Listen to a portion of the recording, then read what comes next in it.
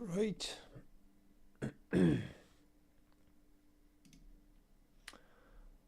Welcome. Welcome to April 27th pre-market session. And we're going to start with analyzing the fundamentals, the news, and uh, the economic events, and also the tickers that are on watch for the day. Okay, let's get started. First of all, let's have the S&P 500 and analyze the S&P 500. What we are seeing here right now is S&P 500 holding all-time highs.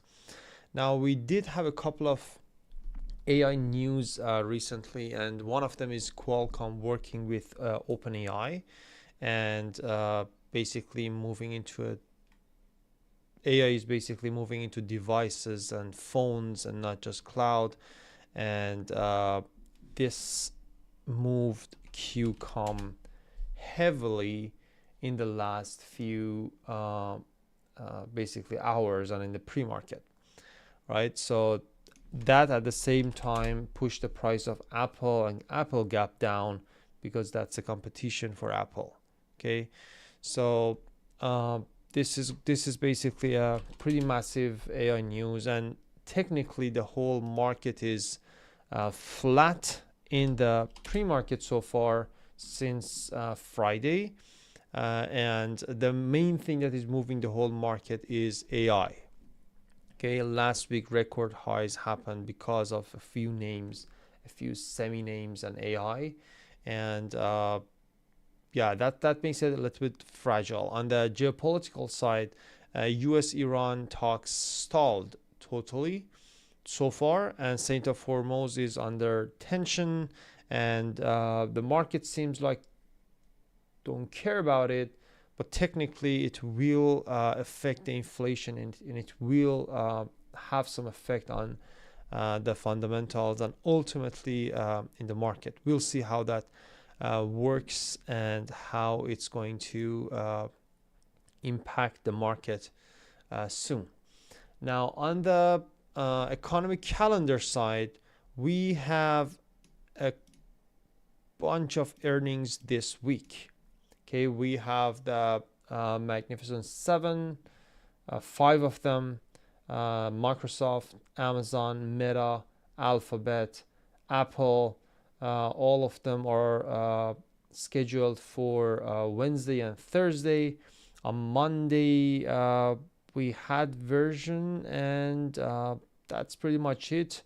On Tuesday, we have UPS, we have Coca-Cola, we have Robinhood, we have Spotify, we have Visa, and on Wednesday, we have Sophie, as I said, Microsoft, Amazon, Meta, Alphabet. We do have Ford and Qualcomm as well. And on Thursday, we have Apple, MasterCard, and Caterpillar, CAT. These could be a couple of great names on watch. On Friday, we have Chevron, CVX, ExxonMobil, XOM, Moderna, mRNA, which would be some of the critical names for this week's earning. Okay, so a couple of important earnings for this week. On the economic calendar side, we have FOMC scheduled for Wednesday. Right, today nothing major. Tomorrow we have consumer confidence at 10 a.m. on Tuesday, and Wednesday we have FOMC at 2 p.m. and a bunch of other economic events, red folder economic events for Wednesday as well. And then Thursday, GDP jobless claims, and yeah, on Friday, ISM manufacturing. The big one would be the FOMC, which basically the market is already taken into account the fact that the rates will be unchanged. Okay, so with that being said, we have Qualcomm 11% pushing higher 11%. And yeah, Virgin also had earning, right? And pretty much nothing really happened. The price is volatile, but there isn't any major gap up or down. So the core concept so far in the whole market is basically a news or catalyst, changing the context giving us the plan, and based on the plan we execute, and we make sure we are executing with consistency. Let's talk about the individual tickers and analyze the plans for the day.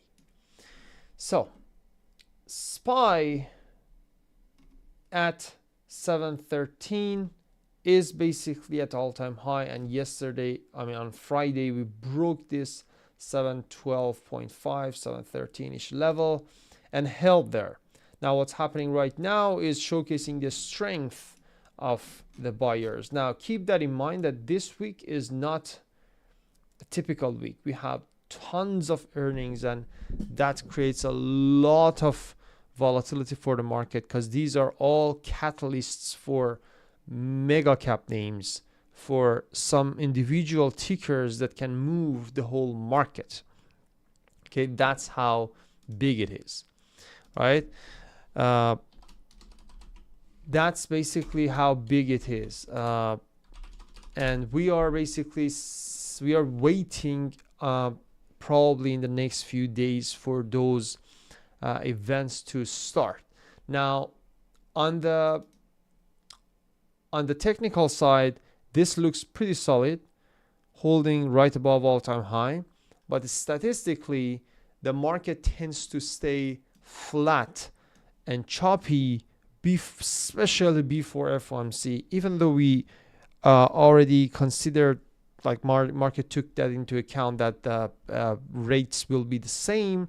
But still, FOMC is a very important catalyst for the market, and a lot of traders do wait for that to basically plan for their next steps and manage their portfolio.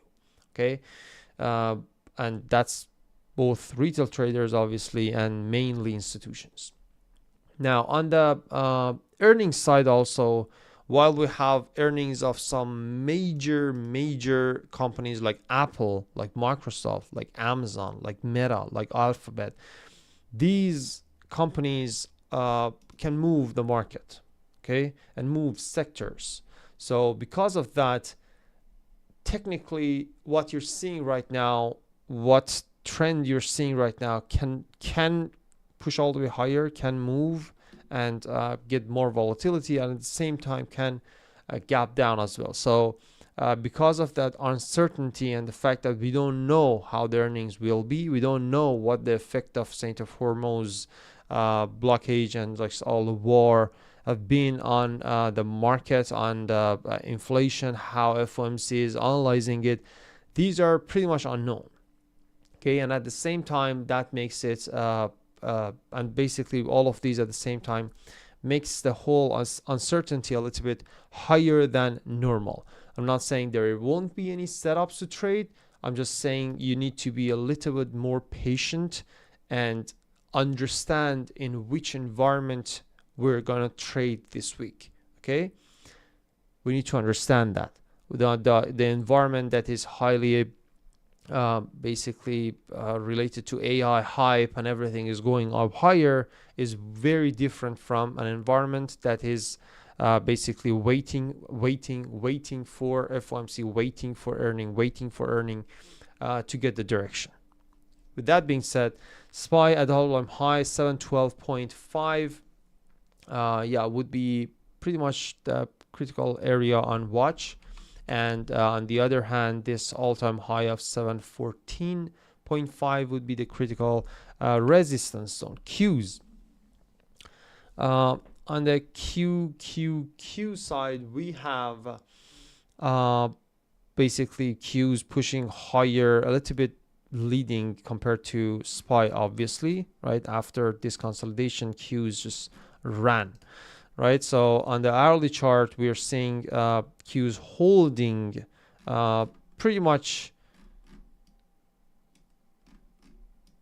pre-market high, which is basically Friday's pre-market high, right?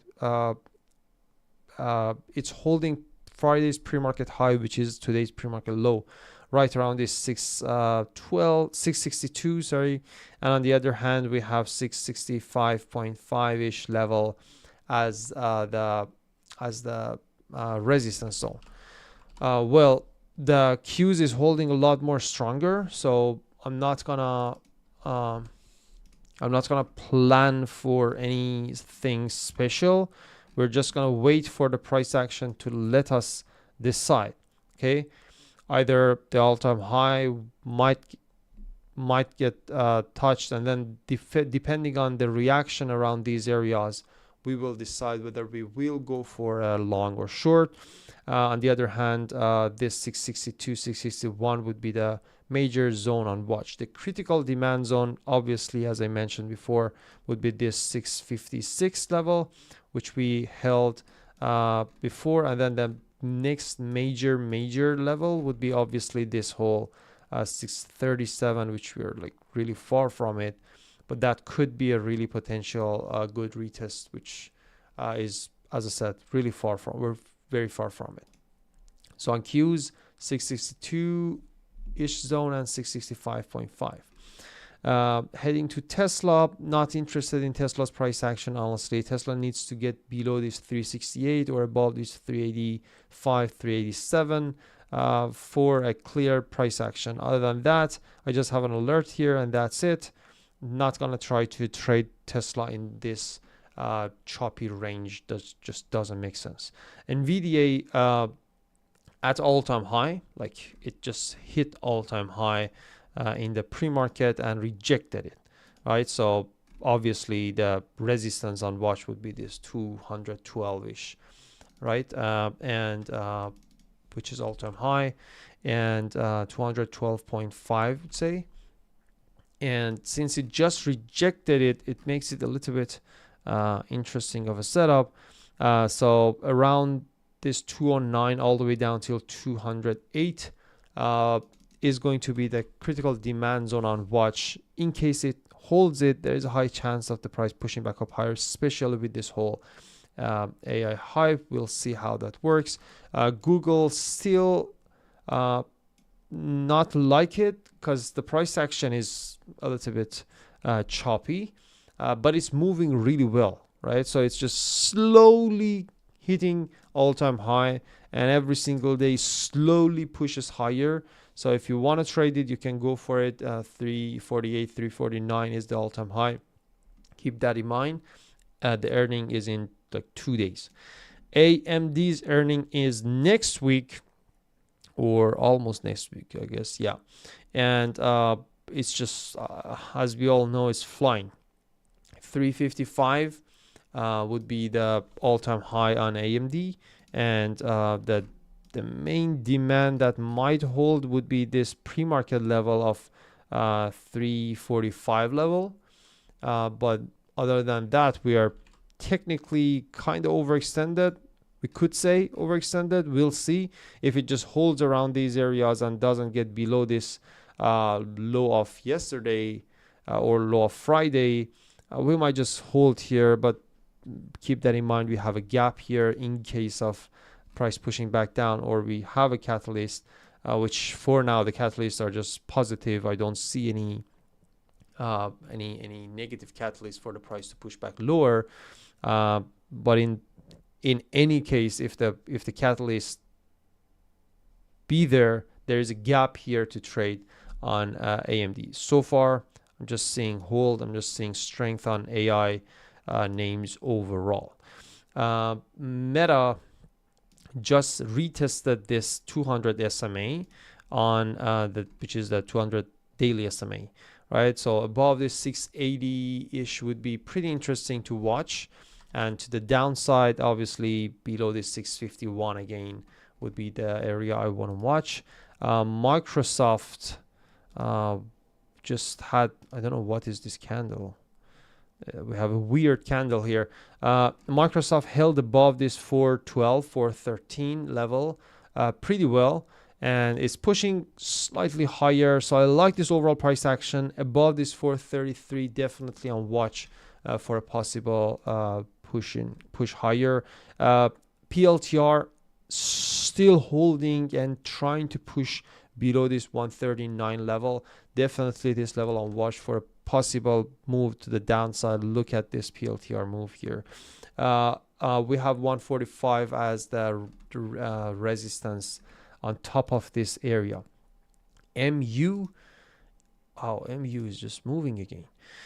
MU is at all-time high and gapped up and beautifully held Friday's high here and retested Friday high, and pretty insane. 516 on watch for a possible all-time high break.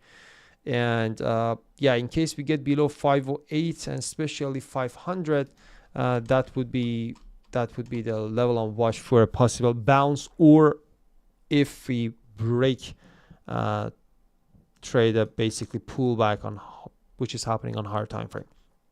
On Amazon, we had this massive break again. This happened on Friday after, I guess, 12-ish, right after 12 it just started breaking it.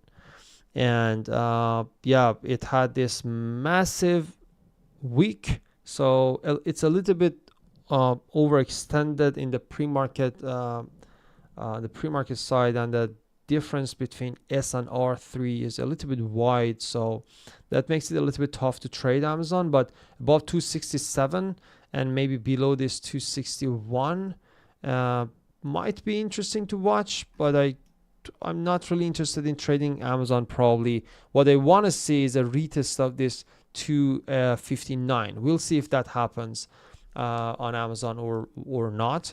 But this 261 is the area that was the resistance zone, and I had it in my resistance on Friday. Now we have this 267 as the resistance and 261 as a first support.